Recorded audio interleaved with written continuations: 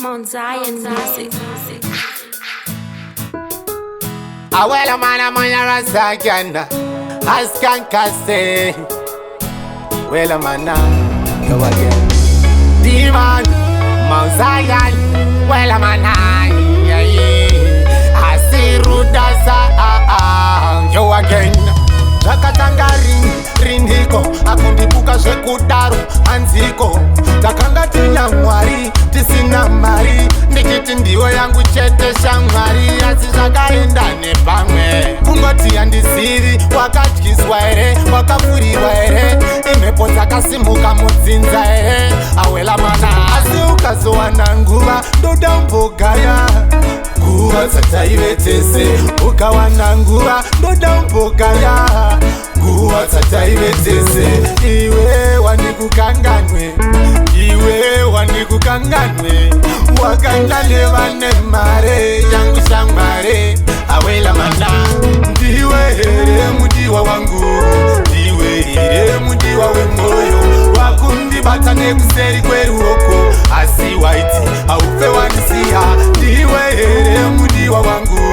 ndiwe here mudiwa wemwoyo wakundibata nekuseri kweruoko asi waiti haufe wandisiya andengakanganwe nguva yatanga tiri tese pamwe iwewe neni inenenewe nguva yatakafambidza navo nguva yatakawirira navo nguva yatakati tavakamusha zviri mumoyo handikanganwe amaire vana ndichiona vana ndokuma ndachema handina kana chandingayeta ndiwe here mudiwa wangu ndiwe here mudiwa wemwoyo wakundibata nekuseri kweruoko asi waiti haufe wandisiya ndiwe here mudiwa wangu ndiwe here mudiwa wemwoyo wakundibata nekuseri kweruoko asi waiti haufe wandisiya ukazowana nguva ndoda umbogaya nguva dzataive tese ukawana nguva ndoda umbogaya nguva dzataive tese iwe wandikukanganwe iwe wandikukanganwe wakanga nevane mare yangu shamware awela mana ndiwe here mudiwa wangu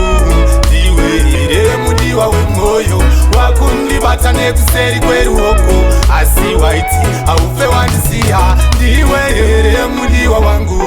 ndiwe here mudiwa wemwoyo wakundibata nekuseri kweruoko asi waiti haufe wandisiya ndiwe here mudiwa wangu ndiwe here mudiwa wemwoyo wakundibata nekuseri kweruoko asi waiti haufe wandisiya